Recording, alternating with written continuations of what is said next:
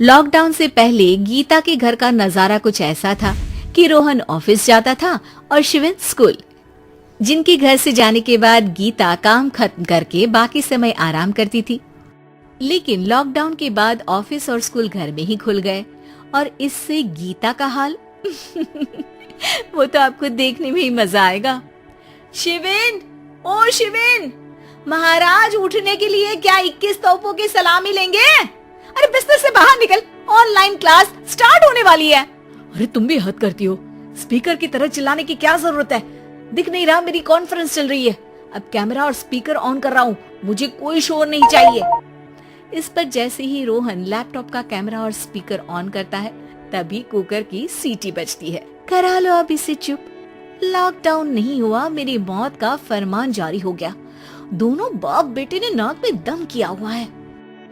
ऐसा बोलकर गीता वहाँ से शिविन के कमरे में पहुँच जाती है, जहाँ शिविन अभी भी सो रहा होता है। ओ आलसी, अब अगर 5 मिनट में नहीं उठाना तो आज तेरा गेम और यूट्यूब कैंसिल।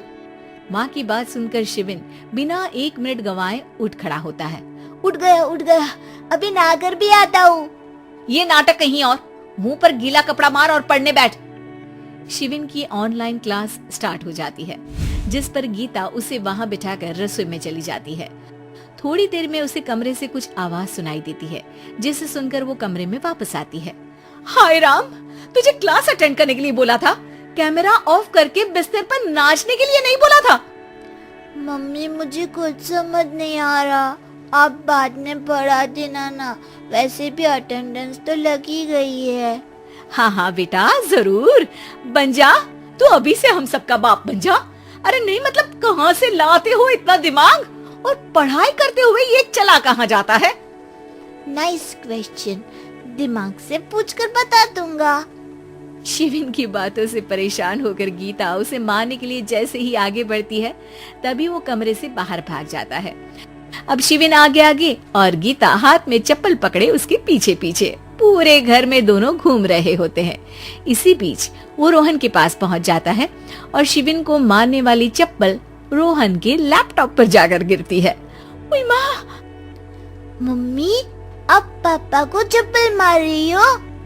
वो आज तक के रिपोर्टर, चुपचाप जाकर क्लास अटेंड कर ले, नहीं तो अगली तेरे पीछे लगेगी।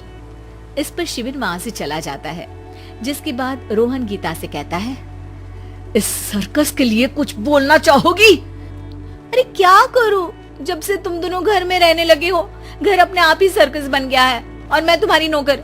कभी बेटी को संभालो तो कभी बाप के नखरे उठाओ। इन्हीं सब उथल पुथल में दिन बीतते रहते हैं, जिसमें हर रोज घर के अंदर कुछ नया सियप्पा खड़ा मिलता है, जो ज्यादातर शिविन और रोहन के ऑनलाइन स्कूल और ऑफिस से रिलेटेड ही होता है। एक सुबह, शिविन चलो उठ, आज की क्लास जल्दी है। कैमरा ऑफ करके आप अटेंड कर लो। अरे ऐसे छित्तर पड़ेंगे, दादी नानी सब एक साथ याद आ जाएंगी।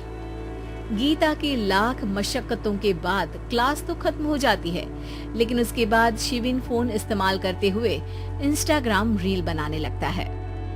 रसोड़े में कौन था? तुम थी, मैं थी, कौन था?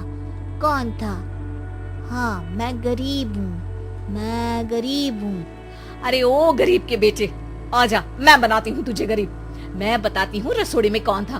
पढ़ाई करने बोलो तो इनकी माँ मर जाती है और ये पागलपंतियाँ जितनी मर्जी करा लो। गीता शिविन को डांट रही होती है, तभी रोहन बीच में बोल पड़ता है। अरे बच्चा ही तो है, इतना गुस्सा क्यों कर रही हो? बेटे का साथ देने की इसी एक कोशिश में अब शिविन के साथ साथ रोहन भी गीता के गुस्से की सूली पर चढ़ जाता है। अगर बेटे पर इतना ही प्यार आ रहा है तो इसे क्लास अटेंड क्यों नहीं कराते? इसका होमवर्क क्यों नहीं कराते? उस समय तो बहुत जल्दी मीटिंग आ जाती है, वो काम मैं करूं और यहाँ इस बेफिजूली की चीज में तरफदारी करके बन जाओ महान। हे भगवान, कोई तो इनके ऑफिस और स्कूल खुलवाओ, मैं इन्हें और घर में नहीं सह सकती। अरे कुछ और मांग लेती, क्योंकि तुम्हारी ये विश इस साल तो पूरी होने से रही, कोरोना। हाय नास बेटे ने जिंदगी ही बर्बाद कर दी। खाए कोई पचाए कोई, कल मुझे चुन चुन कर सबको मेरी बद्दुआ लगेगी। उन्होंने दुनिया का और इन बाप बेटे दोनों ने मेरा जीना मुश्किल कर दिया। गीता वहाँ से चली जाती है, जिसके बाद रोहन शिविन से कहता है, अरे तुम्हारी मम्मी इतनी भड़की हुई क्यों है? आपकी वजह से पूरा समय घर में देते हो और उस पर कोई काम कराने की जगह बस ऑर्डर देते रहते हो।